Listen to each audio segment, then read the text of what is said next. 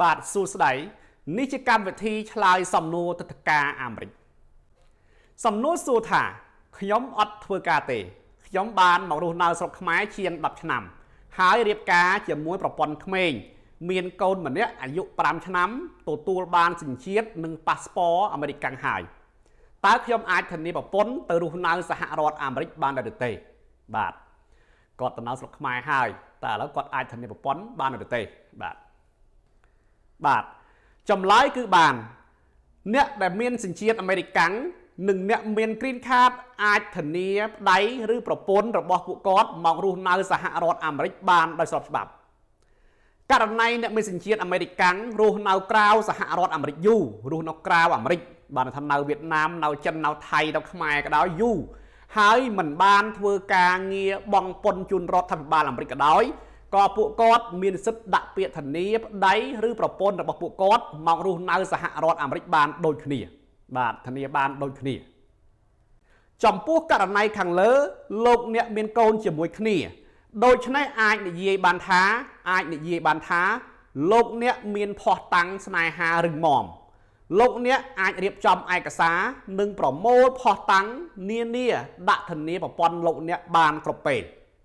បាទហើយប្រសិនបើលោកអ្នករៀបការនឹងគ្នាបានលើ2ឆ្នាំគឺការហើយ2ឆ្នាំទើបលោកអ្នករៀបចំឯកសារធានាក្រោយពេលអ្នកត្រូវបានធានាសម្ភារជាប់គាត់នឹងទទួលបានវីសាឬទិដ្ឋាការប្រភេទ I-R1 បាទបន្ទាប់ពីប្រពន្ធឬប្តីរបស់លោកអ្នកធ្វើដំណើរមកដល់សហរដ្ឋអាមេរិកគាត់នឹងទទួលបាន Green Card ប្រភេទ10ឆ្នាំតែម្ដងបាទប្រភេទ10ឆ្នាំតែម្ដងទោះជាយ៉ាងណាលោកអ្នកមិនត្រូវធ្វេសប្រហែសឡើយក្រសួងអន្តរប្រវេសន៍អាមេរិកនិងមន្ត្រីស្ថានទូតអាមេរិកអាចបដិសេធផ្ដល់ទិដ្ឋាការជូនប្រពន្ធឬប្តីលោកអ្នកបានគ្រប់ពេលនៅពេលដែលគេគិតថាក្រោយពេលប្រពន្ធឬប្តីលោកអ្នកមកដល់សហរដ្ឋអាមេរិកនឹងក្លាយជាបន្ទុករបស់រដ្ឋាភិបាលអាមេរិកបាទមានន័យថាលោកអ្នកមិនមានសមត្ថភាពគ្រប់គ្រាន់ក្នុងការចិញ្ចឹមផ្គត់ផ្គង់ដល់ជីវភាពរបស់គាត់បាទអញ្ចឹងតាគេគិតថាក្លាយជាបន្ទុករបស់រដ្ឋ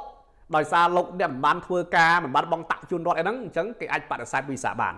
បាទជៀសវាងជួបបញ្ហាបែបហ្នឹងលោកអ្នកអាចតាក់ទងមកកាន់ក្រុមហ៊ុនយើងខ្ញុំបានប្រសិនបើត្រូវការសេវាកម្មរៀបចំឯកសារធានាប្តីឬប្រពន្ធឬម្ដាយឪពុកខ្ញុំបាទចៅមនីខេមរ៉ាសូមអរគុណចំពោះការតាមដានទស្សនាវីដេអូនេះ